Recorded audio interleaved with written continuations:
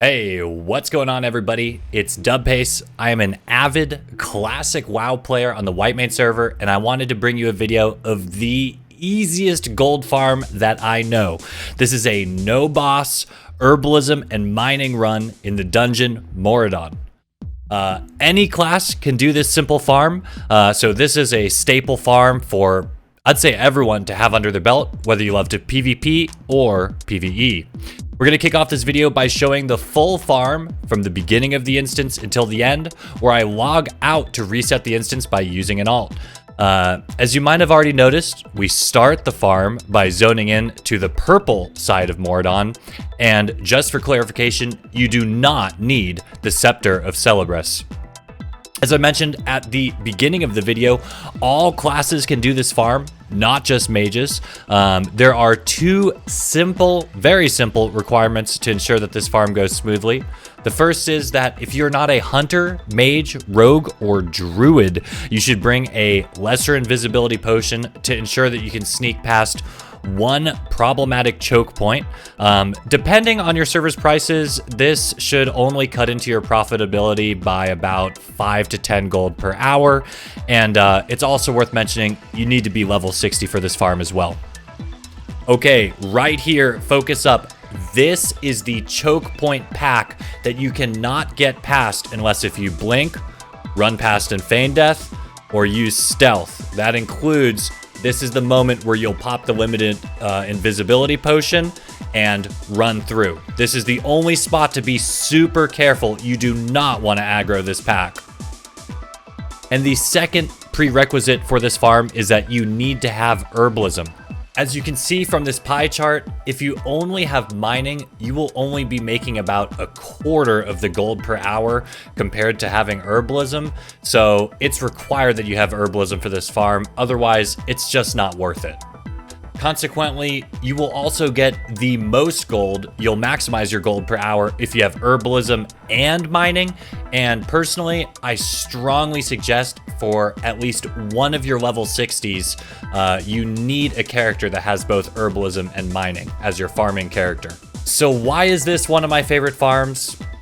Three main reasons. Number one, it's easy. There are definitely way more lucrative gold farms out there, but this is a great one because of how simple the farm is. You don't need any gear at all. You can be half asleep or you can be watching a TV show.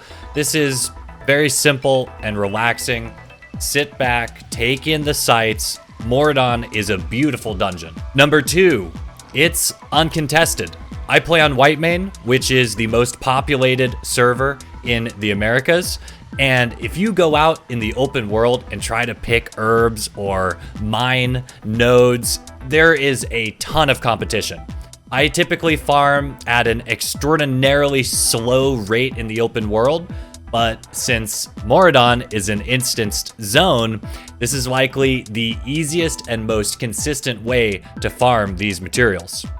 And lastly, number three, this is a very useful farm, meaning that I keep coming back to this farm over and over despite having access to a bunch of different other gold farms that are way more lucrative because I use a lot of the materials that I farm in Maraudon.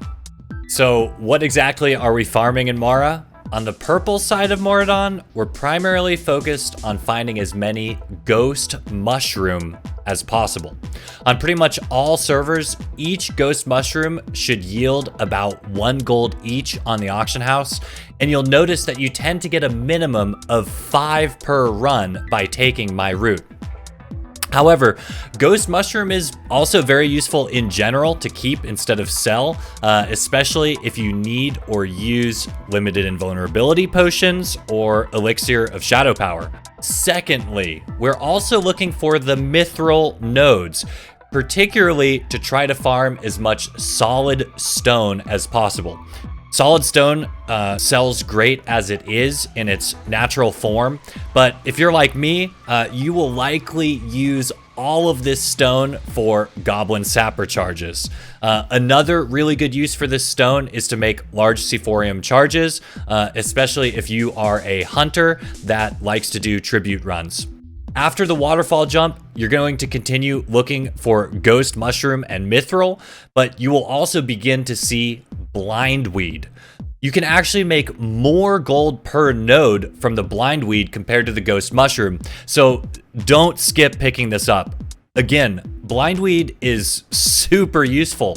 It's frequently used for arcane elixirs, for Gift of Arthas, all my tank brothers out there, and of course, again, limited vulnerability potion. When mining, you are also going to find gold ore and true silver in addition to mithril. Most importantly, the presence of the true silver makes this a really terrific farm to help push you to 275 mining without trying to find small thorium veins in the open world, which, at least on my server, they're practically non-existent to find, and it is so hard to climb to 275 mining so you can finally start hitting the rich thorium veins. You can use this Maraudon farm to help push you that extra way to 275 without using the open world. While we have a free moment, I'm also going to talk about the profitability of this specific farm. This spreadsheet is representative of 1 full hour of farming this exact route, and you'll notice that the herbs are definitely the most profitable aspect of this farm.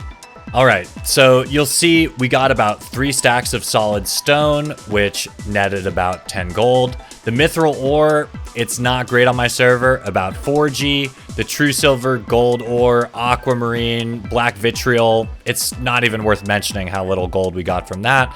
And then the real gold, like I said, kicks in with the herbalism. From ghost mushroom, we made about 25 gold in 1 hour.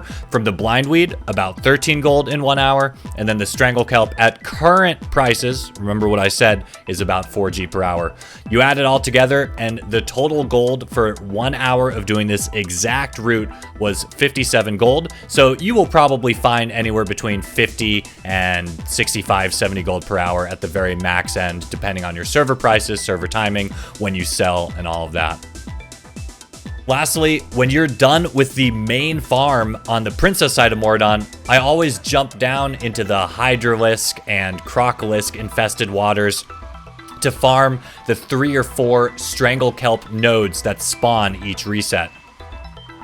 Lots of people sleep on the Stranglekelp, but it's used for very important potions like the Nature Resistance Potion and Free Action Potions. Personally, I've been hoarding my Stranglekelp like crazy in anticipation of the Encourage release in Phase 5. Long story short, I have a hunch that there will be some people skimping and using the regular nature resistance potions, protection potions, instead of the greater nature protection potions when progression rating. This will be a little bit cheaper and more sustainable for people that are lower on gold.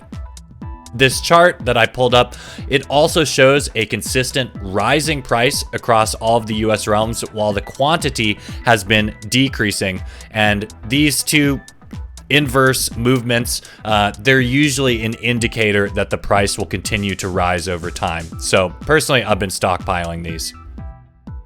So based on this sample set of data, it's fair to assume that you're gonna make 50 to 60 gold per hour by simply farming herbs and mining nodes in Mora. No bosses, no gear, no stress. Easy. Alrighty, I hope everyone enjoyed this video. If you have any questions, please hit me up in the comments below and I'll do my best to respond to everyone. I would also love to extend a formal invitation for you to stop by my stream on Twitch. I love WoW Classic. I sincerely hope this video is useful for at least one of you out there. And thanks again for watching. Please don't forget to subscribe for my next video. Take care.